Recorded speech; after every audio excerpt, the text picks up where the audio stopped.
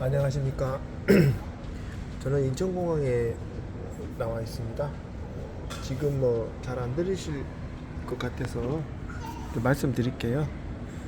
지금 이제 급하게 항공권을 구해가지고 일본 사가 공항으로 오늘 이제 출발할 예정입니다. 지금 비행기가 지연이 돼가지고 두 번 지연돼가지고 3시 20분에 최종적으로 출발한다고 공지가 떴네요. 지금 보고 있는 플랫폼이 제가 이제 타고 가는 비행기가 들어와 있고, 이제 아까 보니까 조종사들하고 승무원들이 들어가더라고요. 보통 한 30분 40분 전에 들어가서 뭐 준비하고 그러는 것 같아요. 제가 지금 인천공항에 나와 있는데 3시 20분에 출발할 예정입니다. 뭐 다른 거 말씀드리기는 뭐 하고, 요즘 이제 티몬하고 IMF 그 대금 결제 지연 사태 이렇게 이야기를 하더라고요. 뭐 현 정부에서는 자기들의 실책이나 이런 경제 위기 같은 거, 또 신용 경색 같은 거, 그런 사태가 연달아 일어나지 않기 위해서 그냥 어떤 한 개인의 기업 또는 뭐 사회적 현상이 아닌 한 기업의 무슨 뭐 대금 지급 지연 사태 이런 식으로 그 규모를 이야기를 축소하더라고요. 근데 이렇게 보고 있으면 이제 거기에 납품하는 이렇게 물건을 그 이커머스 플랫폼에 물건을 등재하거나 물건을 올리는 사람, 그런 보면 이게 오프라인 백화점 같으면은 그 물건에 입점한 업체들이죠. 입점한 업체들, 거기 입점한 사람들이 6만 정도 된다고 그래요. 6만 명의 사업자들이, 뭐 조그마한 개인 사업자들도 있고, 뭐 이쑤시개 파는 사람부터 시작해서 무슨 전자제품 파는 뭐 하루 거래 대금이 뭐 수천만 원 하는 그런 사업자들도 있겠죠. 규모에 따라서는. 어차피 이커머스라는 것이 규모의 경제이다 보니까 대금이 많으면 많을수록 수수료도 커지고 그만큼 이익도 크기 때문에, 들어오는 돈도 크기 때문에 아마 그런 것 같습니다. 근데 이게 문제는 모든 사업이 과거 뭐 70년대든 80년대든 저도 보니까 그때도 사업이 뭐 요즘 같은 그런 것은 아니었지만은 그때도 뭐 납품업자나 물품 뭐 판매나 뭐 공사비나 이런 것들 다 어음으로 지급해가지고 대금 지급을 보통 뭐 한 3개월 4개월 이렇게 지연시켜 왔죠. 그래서 자기가 받을 돈은 빨리 받고 갚아야 될 돈은 늦게 줌으로 해서 자기의 현금 보유력이나 바운더리를 키우는 거죠. 뭐 그런 사업수단 방법은 다 미국에서도 다 정당한 사업수단 방법으로 보고 있습니다.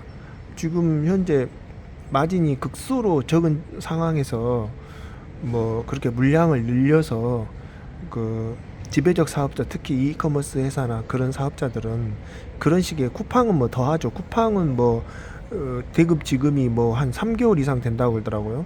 이게 그렇게 뭐 거의 공짜로 배달을 해주고, 그렇게 창구를 짓고 하면서 그런 사업을 하면서 굉장히 그렇게 저렴하게 물건을 팔 수 있는 것은 이런 대금 지급을 지연시키고, 또는 그것에서 뭐 무슨 뭐 캐시나 이런 것들 혜택을 줌으로 해서 뭐 이렇게 그런 것들이 돈이 자기 회사에 들어와 있는 시간이 길게 만드는 거죠. 그것을 밀어내기라고 하잖아요. 정상적인 경기 상황에서는 그런 밀어내기나 그런 수법이 정당한 사업 수단이고, 어떻게 보면 그게 더 매출액이 늘러지고 현금 보유량이 많아짐으로 해서 그만큼 신용을 더 많이 땡겼을 수 있는, 쿠팡이나 뭐 이커머스 회사 입장에서는 그런 수단이죠. 보통 우리 개인 사업자들도 보면은 사업을 하거나 장사를 할 때 그런 식으로 합니다. 사업의 기본이 그렇죠. 매출 전표를 써주고, 그다음 어떤 물건을 드리고 원자재를 들어올 때 원자재는 빨리 받고 주는 돈은 외상거래를 하잖아요. 외상거래를 해서 뭐 2개월에 한 번 준다든가 뭐 3개월에 한 번 준다든가 하면서 내가 갖고 있는 현금 보유량을 늘리고 매출 채권을 키우는 거죠. 그러면 당연히 매출은 얼마든지 크게 늘릴 수 있는 거죠. 그러면서 사업의 규모가 마치 큰 것처럼, 그래서 그 뭐지 구용모 사장인가 그 사람도 그런 식으로 해서 그 계속 그 이커머스 회사들을 인수했다잖아요. 완전히 적자인 자본 장치 상태인 이커머스 회사들을 인수했다잖아요. 그 구회장이라는 사람이 원래 지마켓 최초로 지마켓 그 태동 멤버고 지마켓을 통해서 지마켓을 나스닥에 상장하고 또 나스닥에 지마켓을 팔았던 사람이죠. 아주 입지전적 인물이니까 그 사람이 지마켓을 나스닥에 상장시키고 지마켓을 판 이후에 경업금지 규정에 걸려가지고 그 사람이 국내에서 어떤 이커머스 회사를 설립할 수 없게끔 그렇게 경업금지를 했다고 그래요. 경업금지란 것은 내가 어떤 동일한 사업을 해서 그걸 다른 사람한테 팔았는데 그 사업을 같은 동일한 나라에서 다시 개설하면은 그에 대해서 뭐 어드밴티지가 있는 거죠. 제가 아는 친구도 그 경업금지를 어떤 식으로 하면 금지시키냐면은 아예 처음부터 경업금지를 못하게 하려면은 아예 그 회사를 팔면은 그 회사의 대표가 돼가지고 계속적으로 그 회사에서 그 몇 년 동안 근무하게 하는 방법을 쓰기도 하더라고요. 그러면서 몇 년 동안은 다른 그 동종 사업체를 개업할 수 없게끔. 그래서 이제 그 구세장이라는 사람은 엄청난 뭐 이득을 남기고 엄청난 현금 보유량을 가지고 그 국내에서 이제 이커머스 회사를 설립할 수가 없으니까 그냥 싱가포르에 지점을 설립해갖고 이제 큐텐이라는 회사를 싱가포르 본사로 해서 만들었나 봐요. 설립했나 봐요. 근데 이제 그 설립하는 과정에서 굉장히 물론 돈이 있는 사람들은 항상 그런 걸 생각합니다만은 설립하는 과정에서 싱가포르에 왜 회사를 세웠냐, 본점을 했냐.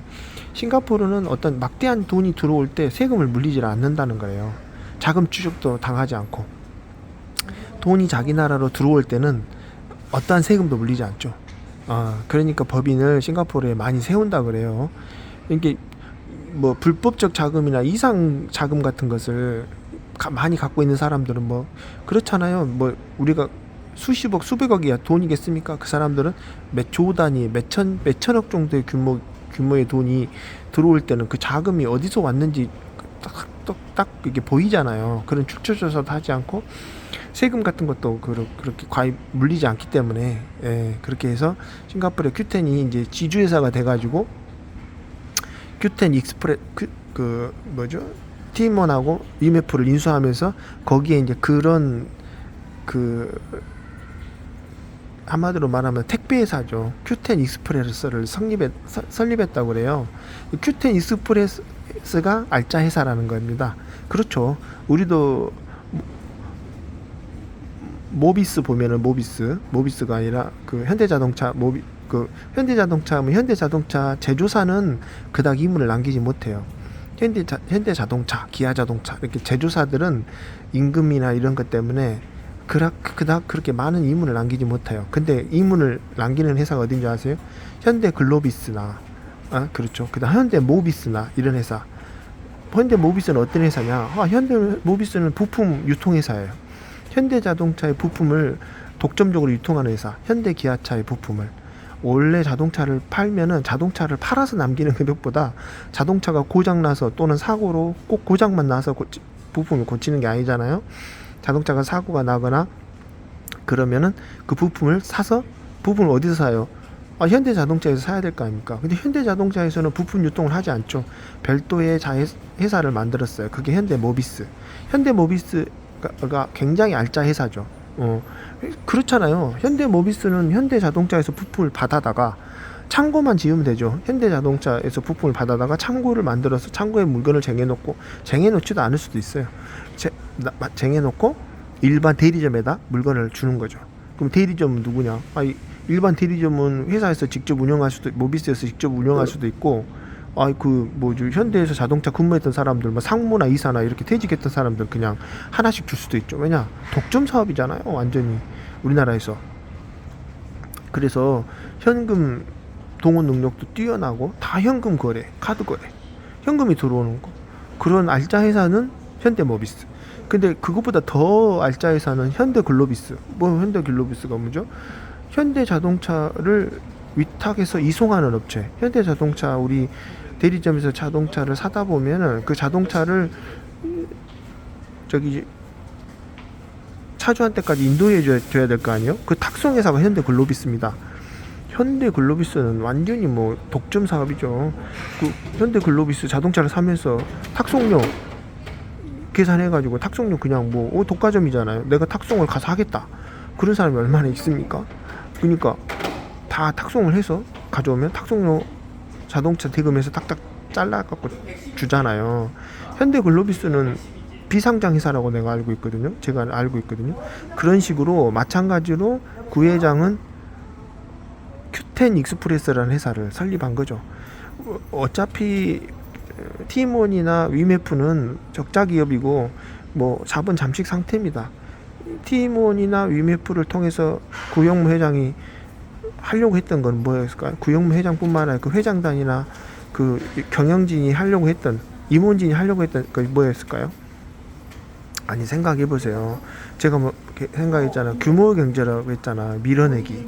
규모의 경제를 통해서 그 바운더리를 늘리면은 그만큼 6개월, 2개월, 3개월만 대금이 지연시켜도 그 바운더리가 크면 클수록 더 거대한 금액이 있잖아요. 그래서 그걸 나스닥에 상장시키려고 하는 계획까지 세웠다는 거죠. 그런 식으로. 지금 쿠팡의 누굽니까? 그 사장이, 손정희 사장이 나스닥에 쿠팡을 상장시켜가지고 아주 신화적인 인물이 됐잖아요. 쿠팡을. 그쵸? 자, 그런데 그러면은 지금 현재 사태는 그러면은 뭐 단순한 경영 실패입니까? 단순히 뭐 그런 경영을 하려고 하는데 문제가 생겨서 한 건가요? 저는 아니라고 봅니다. 정상적인 경제 상황, 우리나라 대한민국이 정상적인 경제 상황이고 경기가 잘 돌아갔다면 물건도 그만큼 매출이 점점 늘어나거나 최소한 그 갚아야 될 채권만큼은 계속 물건을 사는 사람이 있겠죠. 그래서 그 금액이 계속 어느 바운더리 내에서 유지하고 있었겠죠. 근데 매출액이 떨어지면은 이제 결국 미수 채권은 계속 더 늘어나서 부담이 되죠. 아랫돌 깨서 윗돌을 메꿔야 되는데 아랫돌이 점점 작아지면 어떻게 되겠어요? 예. 결국 두 손 두 발 뻗는 거 아니겠어요? 예. 그게 IMF와 티몬이 티몬의 문제만일까요? 지금 한국 경제가 갖고 있는 문제 아닐까요? 어떤 문제로부터 파생됐을까요? 그런 문제도 파생되지 않았을까요? 근데 문제는, 제가 볼 때는 더 큰 문제는, 구 회장은 그 큐텐이라는 회사는 그나마 그 돈을 그대로 놔뒀으면 좋은데, 그런 용도로만 썼으면 좋은데, 아마 그 자금을, 입금 지연시킨 그 자금을 상당 부분 빼서 유용했을 확률이 높아요. 그 자금을 빼서 어떤 다른 회사를 인수하거나, 다른 회사를 인수하는 데 썼으면 고맙죠. 다른 용도로 썼을 확률이 높죠. 자기들이 실제로 갖고 있는 지주회사 큐텐이나 싱가포르에 있는 큐텐 익스프레스한테 뭔가를 몰아줬을 확률이 높다. 그러니까 계속 부자가 됐겠죠. 구 회장은 정말 나쁜 사람입니다. 그 임원진들도 나쁜 사람이고. 근데 문제는 그 사업자의 큐텐이나 티몬이나 익스프레스에 들어와 있는 6만 점주들만의 문제일까? 거기서 6만 점주들 중에 상당히 큰 규모로 사업을 하고 있는 사람도 있겠죠. 그 사람들은 뭐 하고 있을까요? 또 다른 사람들한테 또 다른 것을 하청을 또 주고 있겠죠. 그 밑에 사람은 더 많은 사람들이 손해를 보겠죠. 자, 문제는 이제 시작입니다. 다른 사업을 통해서 다른 사업이나 다른 사업장에도 계속 그런 현상이 나타날 것이고, 앞으로 한국 경제 참 문제입니다. 여기까지 하겠습니다.